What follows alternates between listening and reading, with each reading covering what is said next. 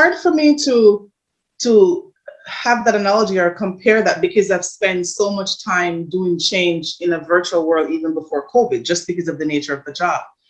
But when I started doing that in the beginning, what I realized is that it's not necessarily the medium or the forum that makes the person change. It goes back to your messaging. It goes back to your offering. It goes back to your service. It goes back to your product. It goes back to what's in it for Sally.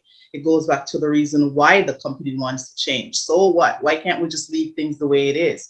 So yes, having an in-person meeting or an in-person info session is helpful because you can see the person and read body language and so forth. But the content and the information is still as important. And I think if the focus is shifted towards making sure that you're paying attention to the content and not worrying so much about the gimmicks, having to, engage them and keep them rah and keep them happy. People will pay attention if the content is good. The fads were great. The gimmicks were great. The marketing was off the chain. They had DJs, they had music, they had free gifts every 10 minutes. And I've gone to the opposite, where the presenter showed up looking like he was run over by 3 or 4 trucks.